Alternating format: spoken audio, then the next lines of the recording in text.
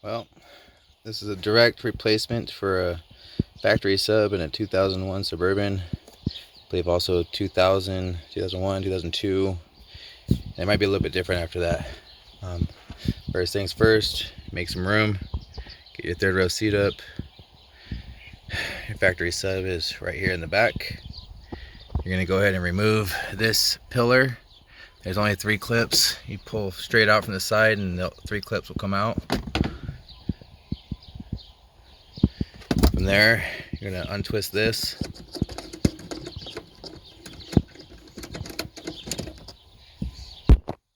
And clip down here at the bottom. Go ahead and remove that.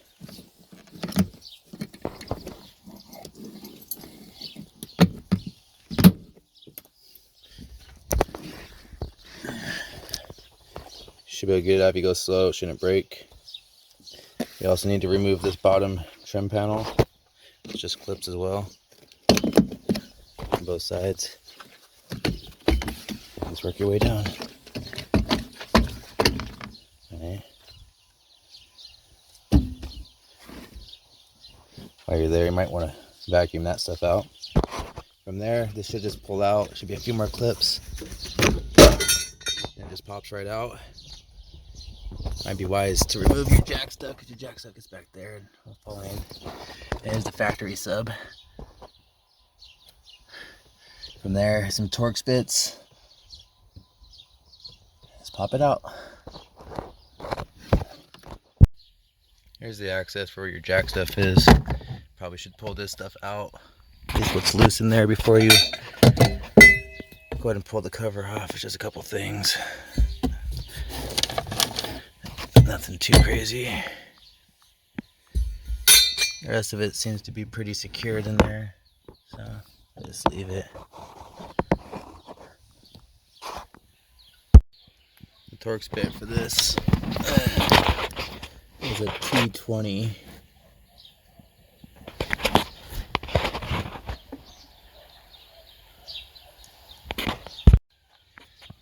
A little bit of tight space, but there's enough room to work. Let's go ahead and screw them out.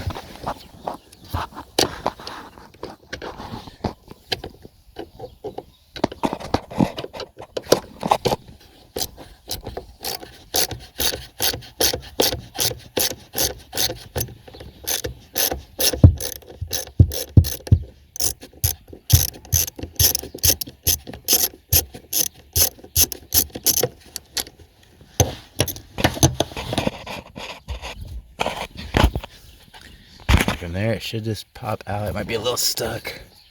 But yeah, you see that is done.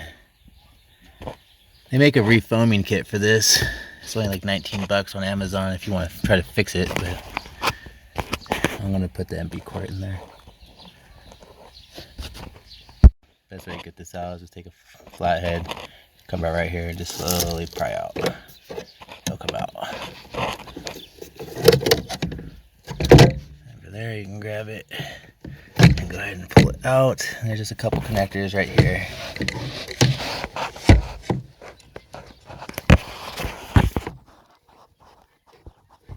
Wiggle, wiggle, wiggle, they'll come loose.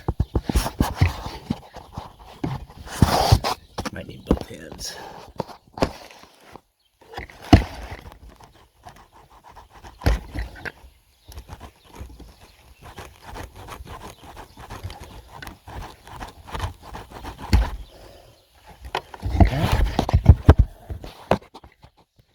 That would be it. So At this stage, you either could go ahead and get the rebuild kit and refoam this thing. It's not too hard to do. The paper's still in okay shape, so you just replace the foam around the outside. Or you can try to replace it with something better. Here's the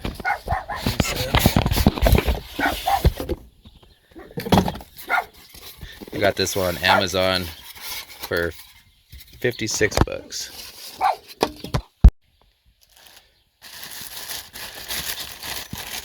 I mean, this isn't gonna go setting off car alarms or anything, but hopefully it should improve the sound. It's definitely gonna be better than that.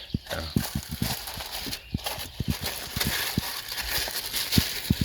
Heavy quart discus, little 8-inch DS1 204, and this is this one's a 2 ohm from the factory, so you either get a 2 ohm single voice coil or a 4 ohm dual voice coil, and you wire them in parallel and it'll give you 2 ohms, so not too bad. You will have to pull the beauty ring off. Just gotta pry on it a little bit. There's some clips that go around it in the holes. I won't be putting it back on. It's behind something, and I don't think you can get it back on anyway. There's just not really enough room in there to fit the beauty ring on with it. So, also where the original bolt holes were, you won't be able to use those. You'll have to get some self tappers and put some self tappers in there to get it to seal up. No big deal. So what I ended up doing was taking a 1/8 drill bit and drilled out some holes, and I just used the original screws for now to throw them in. I would like to put screws in all the holes, but I'm just going to use the 4 for now. If I get too bad of an air leak, I'll come back and fill the rest of the holes and maybe even put a sealer between it, but let's see how it sounds for now. So once you've installed the speaker in the box, let's go ahead and reverse the order of disassembly, and you're all done.